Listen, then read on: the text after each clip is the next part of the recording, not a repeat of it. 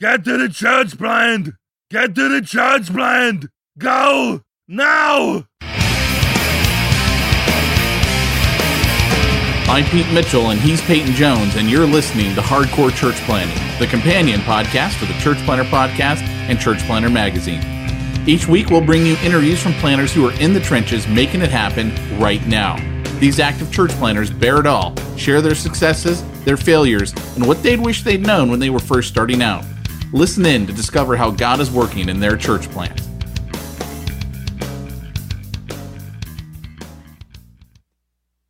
Have you ever had to prep a sermon and you just looked at your bookshelf and you didn't have enough of what you needed? Well, you don't have to do that. Go to logos.com. Logos Bible software has everything that you need at pretty much at your fingertips, because you're literally typing stuff in, and with a click of a mouse button, you can open the entire C.H. Spurgeon library. You can look up original languages, word studies. I mean, this thing is like the Lollapalooza of church planning information. You can have a little mini concert in your sermon prep right there. All the greats kind of gathered around and picking their brains and putting them into your sermon. And you want to check out logosbiblesoftware.com.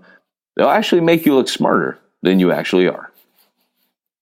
Hey, Church Planner, welcome back to Hardcore Church Planning. This is your host, Peyton Jones, and my guest today is Jonathan Brooks, also known as Pastor J, and he is the senior pastor of Canaan Community Church in the south side of Chicago, Inglewood neighborhood, represent.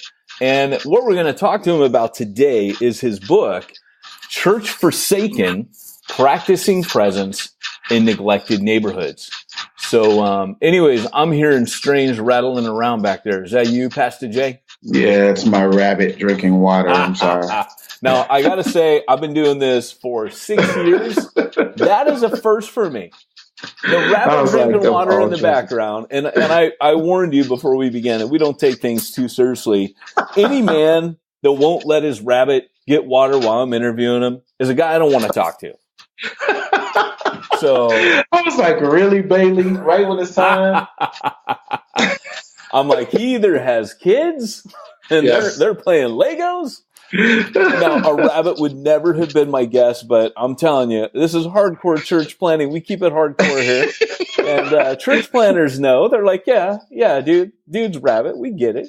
You know, this is the church planner's life, man. Nothing polished here. My daughter's rabbits. Yeah. Thanks. Appreciate right it. On. Yeah, well, man, I am really excited to get into your book, Church Forsaken, Practicing Presence in Neglected Neighborhoods. That is a loaded title. Tell me about it. Yeah, appreciate you for having me on. So, Church Forsaken. It comes from a quote that I heard actually said by at the time, the director of Overseas Missionary Fellowship. And what he said was, there are no God-forsaken places, just church-forsaken. And the premise was he had traveled all over the world and seen, some of the most abject poverty and neglect that he'd ever seen in his life, but realized that God was in all of these places doing amazing things. The Spirit of God was already thriving and moving, but was often absent was the people of God stepping in to be a part of the transformation and work. And so I took that narrative and that quote, and I wanted to really portray that in the neighborhoods right here in our own countries, in our cities, in our rural places right around us that we often neglect, places that we drive through but never drive to. And the premise is to talk about how the church can be present and partnering and really working for the communal flourishing of the geographic location in which they find themselves. Not just having the church services on Sundays and maybe a midweek service on Wednesdays, but really becoming the fabric of being a part of the fabric of a community for the purpose of seeing community flourishing. That's good, man. That's good. It's funny because years ago, so this takes me back a bit in my church planning journey. Before I'd ever church planned, I got a group together of people who I thought might be interested in kind of, enacting change. It was in Wales, UK. It's a very dark nation. 1.6% of the population goes to church. And I was like, there's a lot of poverty, man, because you had like coal mining towns, steel working towns, all the industry shut down. When you tell people that there was as much as 60 to 70% unemployment, people can't fathom that here. Right. Like, no way. But when you go from, a steel, basically a blue collar nation, that hasn't caught up yet. I mean, things are changing now. Internet has definitely changed things. But when I was there, it was pretty poor. And we said, hey, let's go plant. And one of the guys who ended up co-founding the network with me, he said, hey, man, all I know in this type, it was the valley. That's where the coal mining was. He said, all I can say is if we do it and we don't go to the coal mining valleys, we're in sin. Like that's just wrong. And, so that was my very early thing with church planting. And I'll never forget coming across that passage in Galatians where Paul says, I went and talked to the apostles. He smack talks a bit. Let's be fair. He goes, yeah, I met those guys. They didn't add much to me. And then he goes on and says, but they laid their hands on me. They sent me on my way, saying to me only this, do not forget the poor. That's right. The very thing I was eager to do. And so I've got this kind of like fighting thing going on where I always tell people, you go where the money is. You don't go where the need is. Right? Upwardly mobile. Oh, this neighborhood's being built up. Oh, there's upwardly mobile families. Oh, the town's yeah, because people are, rich enough to buy new homes there. Those aren't the places we need to go. That's right. That's right. And I like the fact that you're narrating that there are other factors. It's not just, oh, that's a poor neighborhood or those are poor people, that there has been like actual systems, like you talk about the fact that our country hadn't caught up yet. And like we were still a blue collar nation in a quickly white collar forming country and world globally, and so I call that's where I get this term neglected from. While I narrated more about, urban neighborhoods because that's where I live, it's true about wherever you are. When you see pockets of poverty and violence and neglect, like it's often institutional and systemic. Like there were decisions made that led to the makeup and demographic of a place and people. And so I wanted to make sure that when I narrated this and talked about it, especially since I narrated with the exile motif in Jeremiah 29, that I wanted to make sure I wasn't saying like, oh, it's the fault of the people. I wanted to say that there are decisions that people make, but also systems and structures that are outside of people's control that cause things to happen. And that's why I use the term neglected neighborhoods. That's good, man. I love that. So, what are some of the things that you've seen? Because the subtitle says practicing presence in neglected neighborhoods. What do you mean by that? Yeah. So what I wanted to make sure that I kind of focused on was the fact that I think there is no shortage of like church congregations and new church plants. That's not what I mean. I don't mean that we need more churches. What I mean is that the churches that are presently located or already planted in neighborhoods are not working together with the community for communal flourishing. So that's why I use the word of practicing presence. You can be present in a community, but it does not mean you're present with a community. Yeah. And that's the challenge. The challenge is how do we stop doing for or thinking that we're the saviors and helpers and begin to be with our neighborhoods? That means changing some of the way we exist in communities. And that means changing our practices when we're present in a community. It's so funny, man, because when I planted my last church, it was called Refuge Long Beach, Inner City. And and I will say this, many people claim to be planting in Long Beach. It's not true. When you actually get in Long Beach, you're talking about things like places like Lakewood, places outside some of the more suburb areas of Long Beach. They're not in Long Beach. They're not in the city. They're not in Long Beach. Like you were very saying, you're like, I'm in Inglewood, right? Like you wanted me to know, like, this is where I'm at. Like we were downtown. If I said to somebody, we're on 7th and Cherry, they'd be like, oh, dude, that's the heart of Long Beach right there. So, and you wear that with a badge of pride to a certain degree because you're like, look, I'm going where the need is. Like that is, and I love that you mentioned there, like not doing for, but doing with, Because when we first went there, you've seen me. I'm this bald-headed white guy. And we went into a neighborhood that was 50% African-American, 30% Hispanic, and about 20% everything else, Asian, white, whatever. So we go into this neighborhood, and at first we're in a park. Then we move into a school. And we talked to the principal, and we said, hey, she said, well, look, this is the poorest school in the district. We're the only one that serves breakfast. Our kids eat once a day. So we need you guys. If you were asking us what we could do, don't give us backpacks. Don't do all that stuff. What we need you to do is, could you serve breakfast like on Sunday? And cause those kids could come here, their families could come here. And almost right away, there was just something, and I got to put it down to the Holy Spirit, where something kicked in all first century, like, we're not feeding poor people here. That's not what we're doing. We're eating together as a community. And people would come in and they'd be like, oh man, that's so cool. You guys feed poor people. And I'd be like, like that language is super important, because otherwise you end up being paternalistic. Hey, couple white people coming in to feed people in the inner city. That's not right. That's right. So we were like, no, we're here. We're family. Everybody's got to eat. I got to eat. You got to eat. We're eating together. And that became kind of like what the church did. And then we're like, hey, because we're usually too stupid to figure stuff out. We're like, hey, that's what the early church did. What do you know? All these different people from different socioeconomic backgrounds, from all different walks of life, all different occupations, all different, you name it, coming together around Christ, around that communion table. And that became special for us, man. Because everybody's a debtor. Everybody's needy then.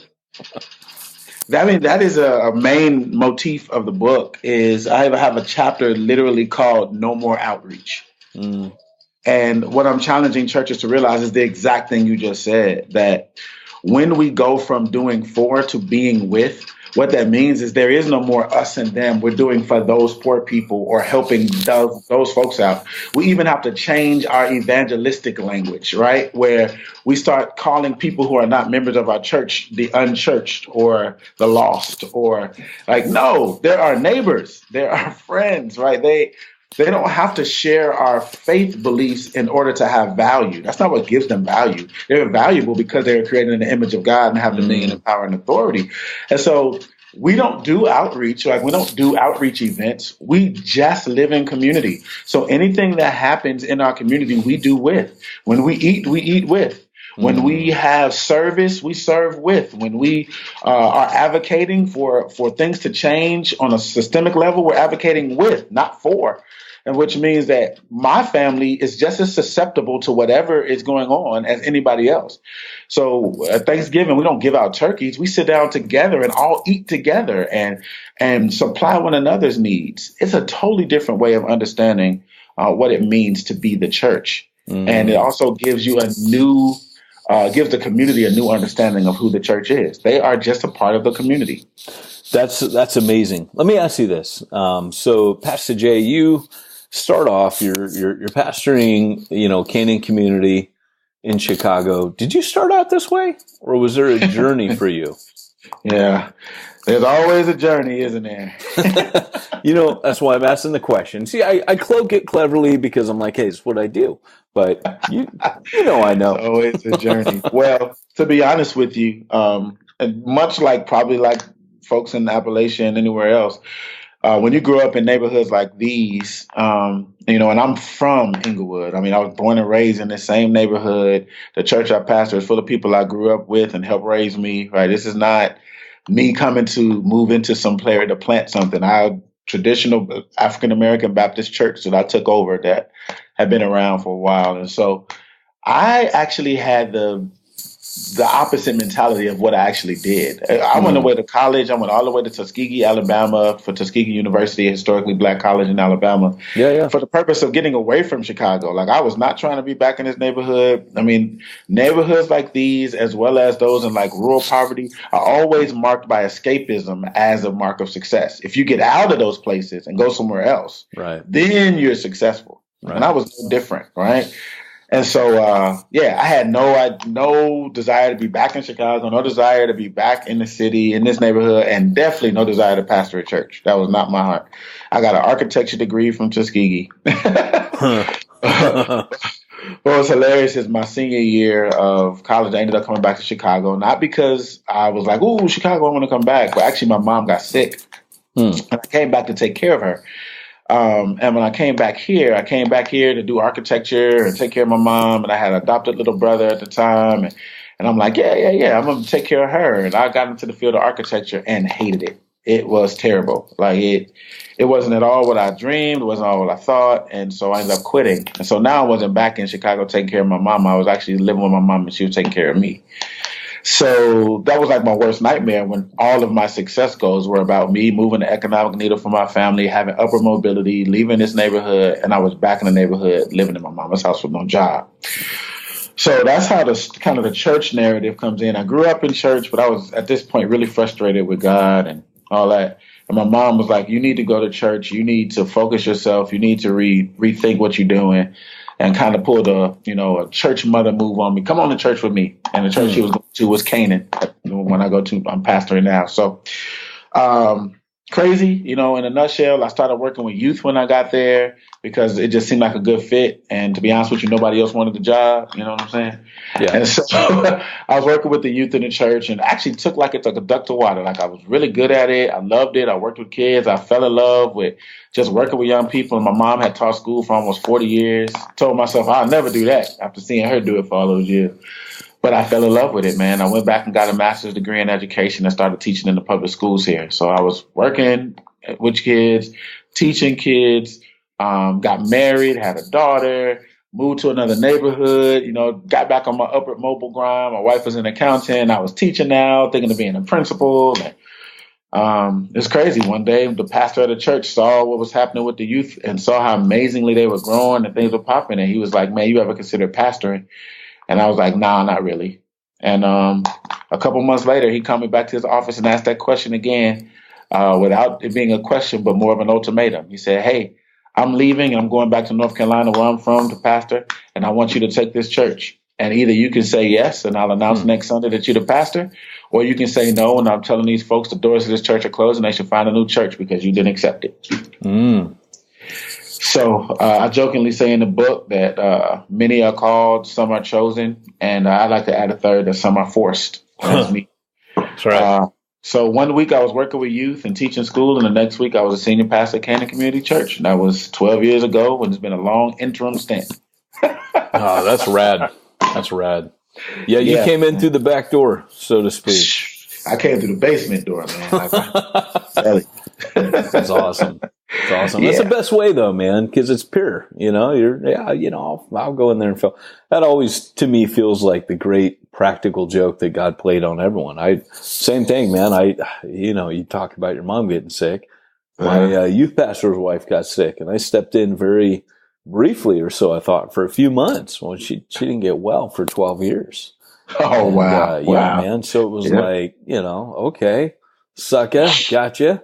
Yeah, gotcha. And it works out. But yeah, man, so that's got to be kind of cool, like being raised in that neighborhood and going back. I always think Paul had an element of that to a certain degree. Yes. He says, "To the Jews, I became as the Jews." And that's missionary language right there, because, those were his people. And he says, "To the Jews, he had learned something different. He had been away. But he says, "Now to the Jews I become as a Jew. I become a slave to all, so that I might, by any means, win some." Yeah, and I'll tell you, man. Like, looking at Paul's narrative a lot. Like, I'll talk about even that passage you mentioned earlier about not making sure you remember the poor. I mentioned in the book.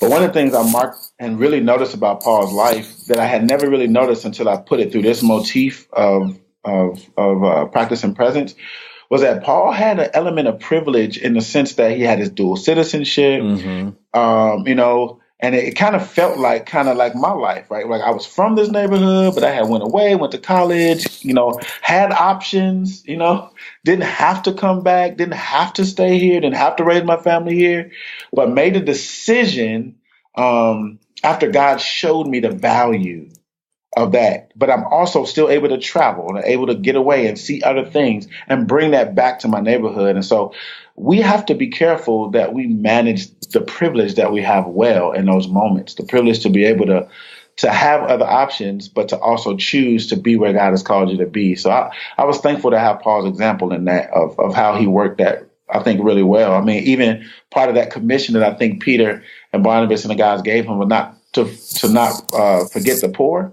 Is to say, hey, you'll be able to go in and out the temple. You'll be able to, you go in to meet with the king and the rulers of Rome, and you're going to be working in some pretty highfalutin spaces. Don't forget why you're going. You're going because there's people who are not experiencing life in that way. And that you want to make sure that they understand, the wealthy understand that they need Jesus, and those who are not wealthy understand that they need Jesus. It's not to be find yourself comfortable in these highfalutin places. So I always try to remind myself that too. Awesome, man. Well, if you were talking to, a church planter in their own neighborhood, maybe they're already where they're at, Yep. What would you say to them based on kind of what you're hitting on in this book? Yeah. So I would say to them that, to me, place is the linchpin for understanding your ministry. And what I mean by that is we need to look at our places from a theological lens. This is why I juxtaposed this and kind of narrated along Jeremiah 29, that motif of exile, because exile for Israel was the last place on earth they would have chosen to be, but they know that they were called to be there because Jeremiah's letter tells them to build houses and live in them, plant gardens and eat what they produce, to increase and do not decrease, and seek the welfare of that place.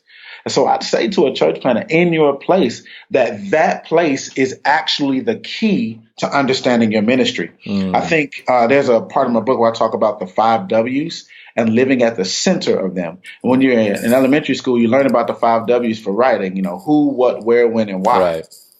But often what we like to do is we like to ask God questions about who and what.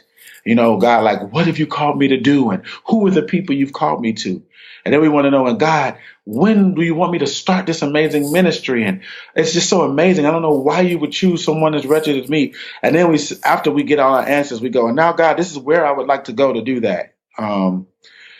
But I believe if we begin with the question of where, it actually begins to answer all of the other questions, because it's in that place that you find out who God has called you to. It's in that geographic location that you find out what it is that God wants you to do when you begin to listen to the people that are there. Just like you told your story about cooking breakfast. You knew what to do because you got connected to the place you were in. Somewhere else that would not have been what to do. But in that place, it was. And so I try to redefine practicing presence in the sense that God tells us in Jeremiah 29:7 to seek the peace and welfare of where I've sent you, right? Pray to the Lord on its behalf. And then you'll get exactly what you talked about. In its welfare, you'll find your welfare. Your family will do better. Your congregation will do better because it's located in this geographic place. So it's not about growing your church. It's actually about growing the place, like flourishing the place that your church is a part of. And then you reap the benefits of the entire place growing. I call it kind of like looking out for your place rather than just your space. Because if you create like a good space, that means that like, oh, maybe like your house is a great place or your church is a great place, but you can't say that for the rest of the space around you. But when you go for a place, that means that you want a safe place, parks and great food access and jobs and safety for everyone. And when you're there, you benefit from that as well. Right. So I would say to the church planner, it's about building your entire community, knowing that your church is a part of that community. That's awesome. So I got a question for you, because a lot of times people will, we hear a lot about gentrification. At what point, and I hope I'm not stepping too far into, a realm that, you have a degree in architecture, I got a degree in theology and health science. So this may be outside of, we're not sociologists, but at what point does the health and benefit of the neighborhood hit a healthy peak versus when it tips over to gentrification? Yeah, no, it's actually a great question. So I did go to seminary and I got my Master of Divinity in Christian Community Development. What? So, okay, I'm asking the right guy the right question for this. So we're actually dealing with some really sociological. Hey, you got a rabbit, I got a train. Sorry. So you're going to hear that. Okay, he's done. Good, so good. Go ahead, brother. The truth of the matter is the tipping point. When you reach the tipping point, you've actually gone too far and probably a point of no return. What you want to do is be thinking about what are the markers of what keeps gentrification away. And what I kind of narrate in the book is that when it's resident located and resident led, it actually pushes against what actually makes gentrification work. Because what makes gentrification work is that the local residents have to lose hope. Yeah. They have to feel that there's nothing about the place that they would want to hold on to so that it can be pushed to the point of being redeveloped. So what we're saying is the more we actually go against hopelessness in a community and push people to begin to realize the inherent power they have to hold on and transform their own communities, when they begin to, when local businesses are opened by local residents and they begin to have the businesses in the neighborhood that they would want to have, when it's the local churches and organizations that are partnering with local schools for the purpose of seeing them flourish and do better versus waiting on the government to come and fix it, actually fights against those markers. Now, at the same time, I'm not saying that we let our local officials off the hook. That's not what I mean. We actually have to hold them accountable to joining with us in the work of transforming our communities because they do have a responsibility. So what I say is, I tell a few stories in the book about some of that work that's happened in our neighborhood where the local church has partnered with local community organizations and resident associations and elected officials to see real transformation happen, especially around like holistic health in the neighborhood, around food access and opportunities around health care and access. We've worked together to bring things into our neighborhood, like starting our own neighborhood food cooperative where we didn't have any really healthy grocery stores in our neighborhood. So we started bringing food to the church, buying it from local growers and things of that nature so that people would have access without going miles away. But that was something that the church and the neighborhood partnered to do together. That's rad. Led us to starting our own cafe in the neighborhood called the Kusanya Cafe. We had no sit-down restaurants in one of the largest neighborhoods in Chicago. Wow. And the residents said, no, this is something that we can do together. And so we started pooling all our resources together financially. I'm an architect. I was able to do drawings. We had contractors here. And we were able to put all of our energy together, not just as the church, but as the community. The community, together, right? And here's what I always say. I mean, it goes even bigger. We got a Whole Foods open in our neighborhood a year and a half ago that came from pressure from the neighborhood, holding our elected officials and the local grocery store chain, Whole Foods, accountable for what they had not done in our neighborhood. Right. So I say, the truth of the matter is none of that stuff happened because of the church, right? It's not, no one will say, oh, well, good, Canaan was there, so now we got a Whole Foods. But they also cannot say that any of it happened without the church. Right. And that's the key to communal growth is that while we are not the end all be all and the reason things are changing, nothing changes without our participation, which shows people that God is concerned about their holistic selves, not just their disembodied souls someday in some distant place. So, which is mission 101, right? Yes. And yet the church still hasn't got it when it comes to home soil. So, we do it. Pastor Jay, I love this, man. I could talk to you for another hour, man. That what you said about, just that it's like I legitimately, they say that the key to a great interview is just being naturally curious. And that was a question I thought, man, maybe I'm setting him up. He's not going to be prepared to answer this. But the fact that tied back into your central premise, doing with and coming alongside, like you blew my mind right there. And I'm going to have to go away and chew on that and think about that. That needs to get deep inside my soul because I have a feeling I'm going to need that coming along in the future. Amen. So, brother, I appreciate it. Guys, we're running out of time, but my guest today has been Jonathan Brooks, Pastor J. You can look for his book. His book will not be under Pastor J. It will be under Jonathan Brooks, and it's Church Forsaken, Practicing Presence in Neglected Neighborhoods. And it's just come out by Ivy Press and has an amazing bit of cover art on it. So you'll see it's a white door with a gate over it, like a security gate, and there's a black cross on the door. So pretty rock and roll there. So, one question we like to ask each time, it always throws our guests off a bit. It's a fight question, but you and I had an unusual experience on here today, and that was that we had a rabbit drinking water. So normally I'll pitch you against someone else in your field, another author that writes stuff like you. But I'm going to ask, if you were a rabbit and you had to square off against your rabbit, who would win in a fist fight? I'm going to tell you, Bailey, my rabbit, is pretty feisty. As you can tell, she's lazy right now, laying over there. I think she heard me talking about it. But she's hydrated too. She's ready. She's a really big rabbit too. Like, she's not a little small rabbit. She's been around the block a while. So Bailey might give me some go. I'm not going to lie to you. I believe it, man. Bailey's like, oh yeah, you going to do a podcast? I'm going to show you who's boss. Lick, lick, lick, lick, lick. They're a win. That's a great question. All right. Well, it's the first time I had to put that one to use. I mean, when you have an experience like that, a rabbit drinking on the podcast, you got to make it work. You know what I mean? So anyways, Pastor Jay, it's been an absolute pleasure. Again, guys, one more time, Church Forsaken, Practicing Presence in Neglected Neighborhoods. Definitely go pick this thing up. It's got, you're just hearing a taste of what Pastor Jay's laying down. He taught this old dog some new tricks. So appreciate it. Great.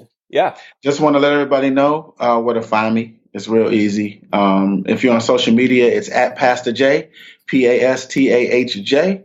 You can also go to PastorJ.com and connect with me there. Right. Appreciate being on the Hardcore Church Planting Podcast. Absolutely. And remember, guys, that's PASTA, like pasta, but with an H. Pasta J.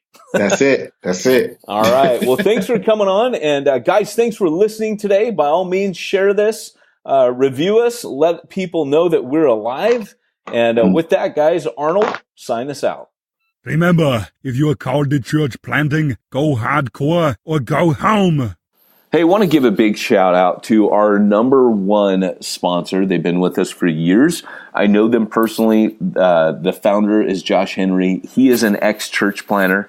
If you wonder why we have so much fun with SimplifyChurch.com's ads, it's simply because we love these guys. We believe in them. I have used them.